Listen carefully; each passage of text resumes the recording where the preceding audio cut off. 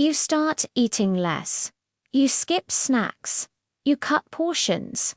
You even feel hungry most of the day, and still, the fat doesn't move.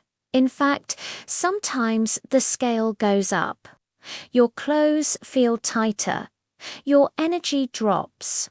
And slowly, frustration turns into self-blame. But here's the truth most people never hear. When you eat less and still don't lose fat, your body isn't failing, it's protecting you. Your body was never designed to reward starvation. It was designed to survive it. The moment you start eating less than your body feels safe with, a silent alarm goes off. Your brain doesn't think, oh good, fat loss time. It thinks, food shortage. Something's wrong. And when that alarm is triggered, everything changes. First, your metabolism quietly slows down. Not dramatically, just enough that you burn fewer calories doing the same things. You don't notice it happening, but your body becomes more efficient at conserving energy. Then hunger hormones shift, ghrelin rises, making food thoughts louder. Leptin drops, making it harder to feel full. This isn't lack of willpower, it's biology. At the same time, your body starts prioritizing fat storage. Fat is not the enemy to your body. Fat is insurance. It's stored energy for uncertain times. So the less you eat, the more valuable fat becomes. Another thing happens that no one talks about: muscle loss. When calories drop too low, especially without enough protein, your body breaks down muscle for energy. Muscle burns calories all day. Lose muscle and fat loss becomes even harder, even though you're eating less. And then there's stress. Eating too little is stressful to the body. Add work pressure, poor sleep, and daily responsibilities. And cortisol, your stress hormone, stays high. Cortisol tells your body to hold fat, especially around the belly. This is why many people notice that extreme dieting leads to stubborn belly fat instead of a leaner body. You feel tired, cold, irritable.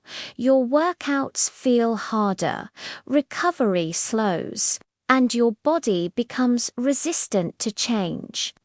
The biggest mistake people make is thinking fat loss is about creating the biggest calorie deficit possible. In reality, fat loss depends on the signals your body receives. And right now, eating less may be sending the wrong signal.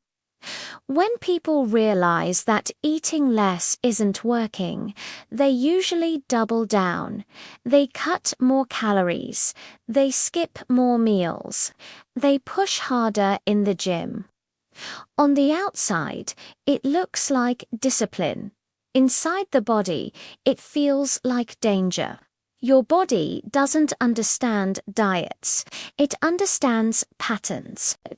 And when the pattern becomes unpredictable or restrictive, it adapts for survival. One of the first adaptations is energy conservation. You start moving less without noticing. You fidget less.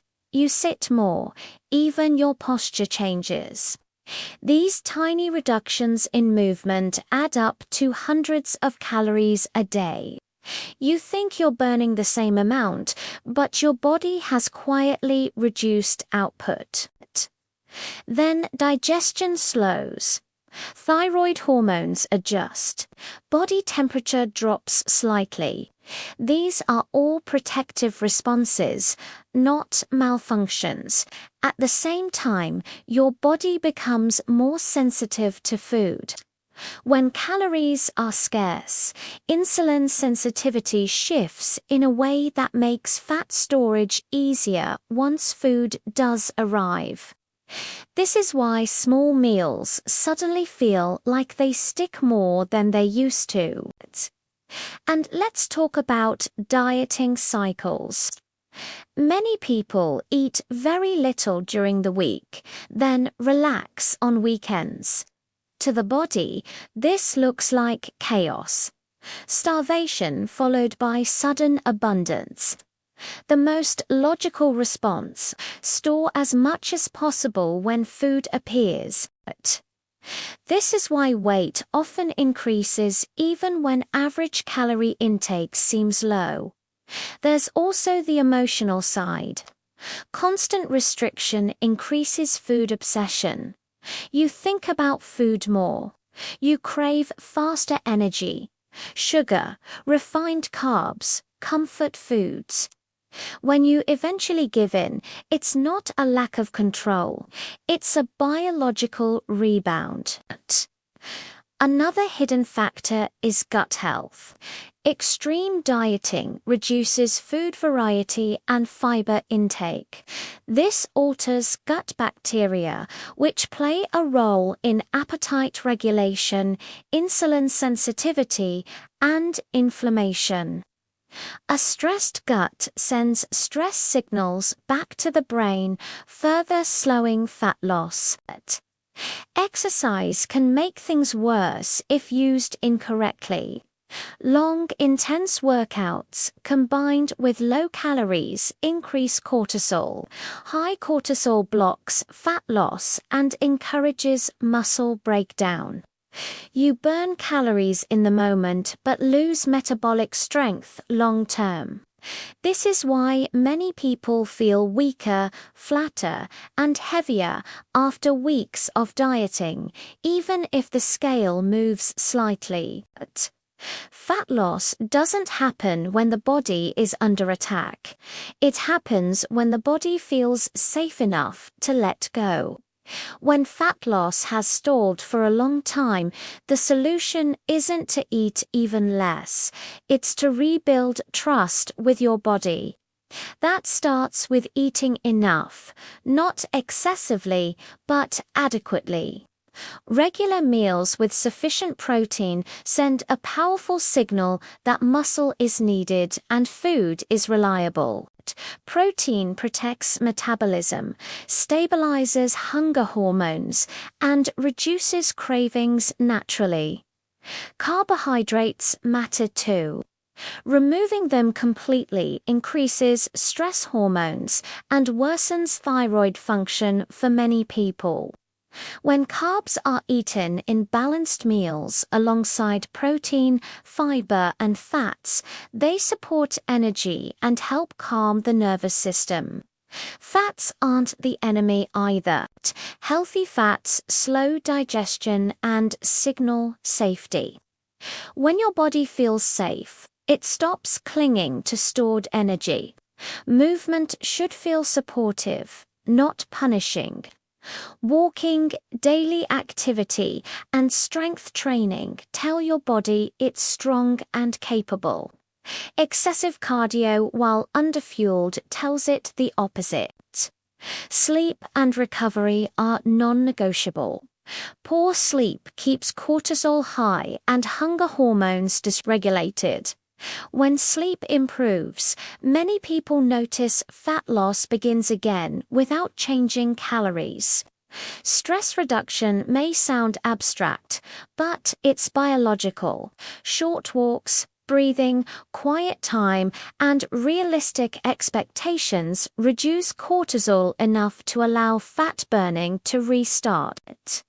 Perhaps the most important shift is patience. When you've dieted for a long time, your body needs time to reverse protective adaptations. Fat loss may feel slow at first, but it becomes consistent. Your body never refused to lose fat because it was broken. It resisted because it was trying to keep you alive. When you stop fighting it and start supporting it, fat loss becomes possible again. If your body hasn't been letting go of fat, it wasn't because you were doing something wrong. It was because you were doing too much for too long. Eating less, pushing harder, and ignoring recovery teaches the body to hold on, not let go. Fat loss doesn't respond to pressure, it responds to safety. When you eat enough, move with purpose, rest properly, and reduce constant stress, your body slowly releases what it no longer needs, not overnight. Not dramatically, but honestly.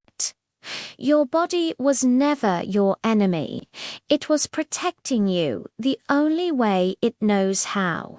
And once you understand that, weight loss stops being a fight and starts becoming a partnership.